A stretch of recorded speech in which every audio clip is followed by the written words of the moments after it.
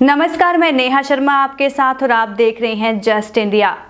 खबरों के प्रायोजक हैं रंज care showroom in Rohtak and Bahadurgarh. Showroom पर आएं, टेस्ट ड्राइव लें और गाड़ी बुक कराएं। Oscar super speciality hospital and trauma centre. महिला आरक्षण बिल लोकसभा और राज्यसभा से पास होने के बाद शुक्रवार को भाजपा ने दिल्ली मुख्यालय में जश्न मनाया। महिला कार्यकर्ता ने पीएम नरेंद्र मोदी का अभिनंदन और धन्यवाद दिया। इस मौके पर पीएम ने महिला कार्यकर्ताओं के पैर छूकर आशीर्वाद लिया।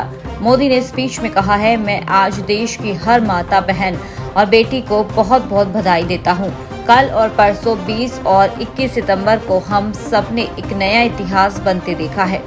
हम सबका सौभाग्य है कि ये अवसर हमें मिला है। आने वाली हर पीढ़ी तक इस दिवस की और इस निर्णय की चर्चा होगी। उन्होंने कहा है कि लोकतंत्र में महिलाओं की भागीदारी के लिए इस कानून के लिए भाजपा 3 दशक से कोशिश कर रही थी।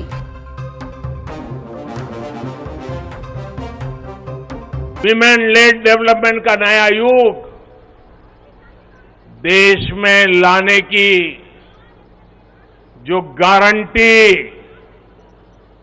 गारंटी मोदी ने दी थी, ये उसका प्रत्यक्ष प्रमाण है। मेरे देश की हर माता, बहन और बेटी को नारी शक्ति वंदन अधिनियम के लिए मैं फिर से बहुत बहुत बधाई देता हूं। महिलाओं की भागीदारी से के लिए 3 दशक से प्रयास कर रही थी। ये हमारा कमिटमेंट था और आज हमने उसे पूरा कर दिया। देखिए, मुझे नहीं लगता है कि अभी आईएनएलडी इस गठबंधन का हिस्सा है। हुड्डा साहब बीच बीच में आके अपने आप से कुछ बोलना शुरू हो जाते हैं कि ये नहीं होगा, वो नहीं होगा, जबकि उनका अधिकार क्षेत्र नहीं है। उनकी सेंट्रल लीडरशिप को तय करना है। या तो वो ये कह दें कि वो कांग्रेस अध्यक्ष को मानते ही नहीं, वो उनसे भी बड़ी कोई अथॉरिटी है, या फिर उनको ये बताना चाहिए कि वो उस कोऑर्डिनेशन कमेटी के सदस्य हैं क्या, कि जिसको तय करना है सीट शेयरिंग कैसे होगी, कैसे नहीं होगी। ये सब चीज़ें उनके अधिकार क्षेत्र से बाहर हैं। मुझे लगता है वो बहाना ढूंढ रहे हैं किसी तरह कांग्रेस छोड़ के भारतीय जनता पार्टी में जाने का, इसलिए बार बार ये कहते हैं ऐसा होगा तो पार्टी छोड़ जाऊंगा, वैसा होगा तो पार्टी छोड़ जाऊंगा। तो उनको तो छोड़ के जाना ही है किसी न किसी बहाने से। हाँ, तो इसी तरीके से रोहतक और सोनीपत में खुला मैदान होने के बाद भी पिता पुत्र दोनों हार गए थे, तो उनका किस आधार पे वो सीट मांगते हैं? रोहतक और सोनीपत की भी सीट मांगने के लायक नहीं बचे या हुड्डा परिवार तो इसलिए मुझे लगता है कि किसी चुनाव के आधार पे क्या होगा क्या नहीं होगा, ये उनका अपना तर्क हो सकता है। हरियाणा पुलिस महानिदेशक शत्रुजीत कपूर ने हिसार रेंज के पुलिस अधिकारियों के साथ बैठक की है। इस दौरान डीजीपी कपूर ने जिले के ग्राम प्रहरियों के साथ भी बैठक की और गांव में बेहतर कानून व्यवस्था स्थापित करने और नशा रोकथाम के लिए सहयोग देने की अपील की है। वहीं डीजीपी ने रेंज के 6 पुलिस जिलों के अधिकारियों के साथ बैठक कर नए कानूनों को बेहतर तरीके स्थापित करने को लेकर दिशा निर्देश दिए। और मैं सब जगह यही कहता हूँ कि हम क्राइम और क्रिमिनल्स को ग्लोरीफाई ना करें। अक्सर मैं देखता हूँ कि वो उनके फोटो छपते हैं क्रिमिनल्स के, और वो जो भी कोई बड़ा अपराध होता है तो उनको एक तरह से ग्लोरीफाई इनडायरेक्टली, ऐसा जानबूझकर नहीं होता, और वो ऐसा हो रहा है। तो उसको हमें पुलिस के स्तर पर भी, मैं अपने सभी अधिकारियों को भी यही कह रहा हूँ कि हमें इन लोगों के नाम नहीं छापने हैं अपने प्रेस नोट्स में, और आपसे भी यही मैं गुजारिश करूंगा कि कम से कम आपकी कलम से किसी अपराधी का नाम लोगों तक ना। हरियाणा के दिग्गज नेता, पूर्व मुख्यमंत्री भजनलाल के सुपुत्र और 4 बार विधायक रहे एवं 2 बार सांसद रहे छत्तीस बिरादरी के नेता एवं भावी मुख्यमंत्री चौधरी कुलदीप बिश्नोई जी को वरिष्ठ भाजपा नेता योगेंद्र नाथ मल्होत्रा की तरफ से जन्मदिन की हार्दिक शुभकामनाएं। तो वहीं वरिष्ठ भाजपा नेता योगेंद्र नाथ मल्होत्रा ने कहा है कि चौधरी भजनलाल जी, श्रीमती जसमा देवी जी, चौधरी चंद्रमोहन जी, चौधरी कुलदीप बिश्नोई जी, उनकी धर्मपत्नी श्रीमती रेणुका बिश्नोई जी और उनके बेटे भव्य बिश्नोई जी एक ही परिवार से सांसद एवं विधायक रहे हैं, जिस नेता ने संघर्ष करके 2014 में बीजेपी को हरियाणा में सत्तासीन किया हो, आज भाजपा को इस दमदार एवं प्रभावपूर्ण छत्तीस बिरादरी के नेता को हरियाणा में 2024 का मुख्यमंत्री घोषित करना चाहिए। हरियाणा की जनता चौधरी भजनलाल जी के कार्यकाल जैसा राज देखना चाहती है। परिवहन मंत्री मूलचंद शर्मा ने बल्लभगढ़ के उपमंडल स्तरीय सचिवालय मुख्यमंत्री मनोहर लाल की घोषणाओं के तहत हो रहे कार्यों सहित बल्लभगढ़ में चल रहे अन्य विकास कार्यों को लेकर नगर निगम के अधिकारियों के साथ बैठक की है। समीक्षा बैठक में मुख्यमंत्री की घोषणाओं को जल्द से जल्द पूरा करने के सख्त निर्देश दिए। बैठक में नगर निगम कमिश्नर मोना श्रीनिवास, एसडीएम त्रिलोक चंद, ज्वाइंट कमिश्नर शिखा सहित अन्य अधिकारीगण मौजूद रहे।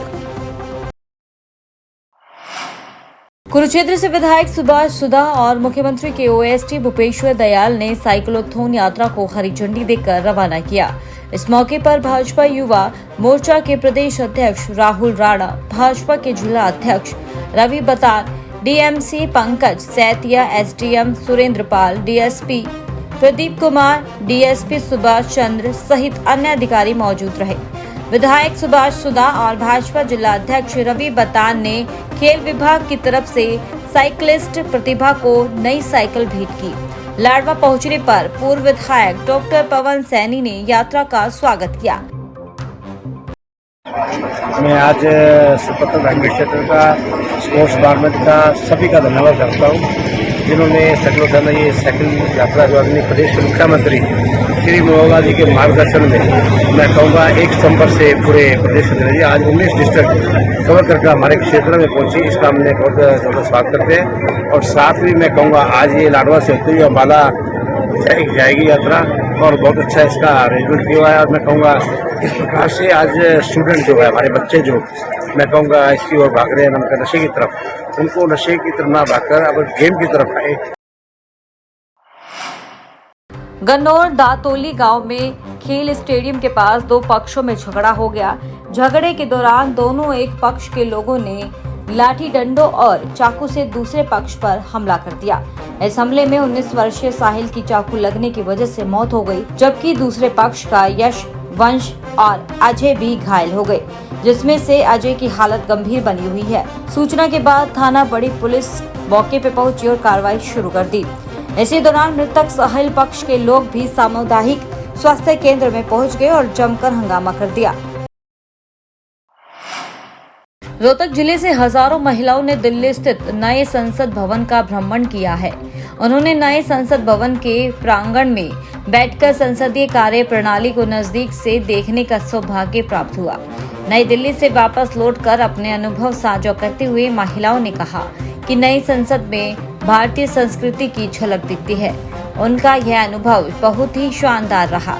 उन्होंने केंद्र की मोदी सरकार द्वारा यह अवसर प्रदान करने और लोकसभा और विधानसभा में महिलाओं के लिए 33% आरक्षण का प्रावधान करने के फैसले को ऐतिहासिक करार दिया।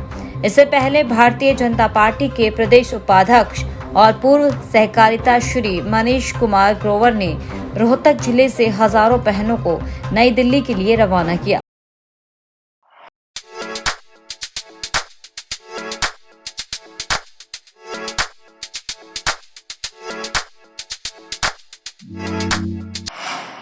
हरियाणा में पानीपत जिले के एक गांव में 3 महिलाओं के साथ गैंगरेप हुआ।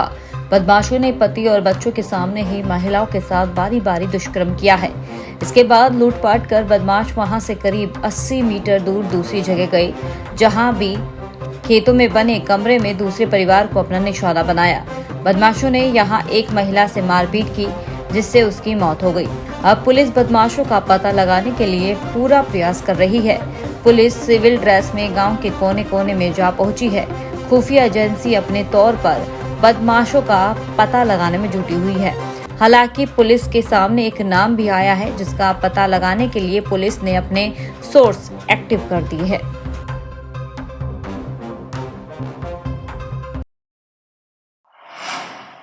हरियाणा के फरीदाबाद में महिला के साथ दुष्कर्म के केस में पुलिस ने स्टेट बैंक ऑफ इंडिया के सिक्योरिटी गार्ड को गिरफ्तार किया है। आरोप है कि उसने न केवल महिला से दुष्कर्म किया बल्कि उसकी अश्लील फोटो भी ले ली। उसे एफडी कराने के नाम पर 1 लाख रुपए की ठगी कर ली।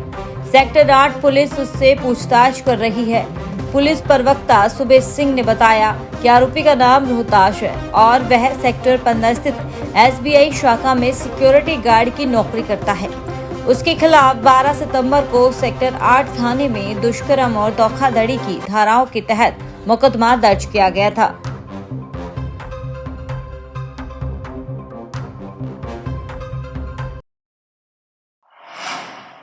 खबरों में फिलहाल इतना ही। देखते रहिए जस्ट इंडिया। नमस्कार।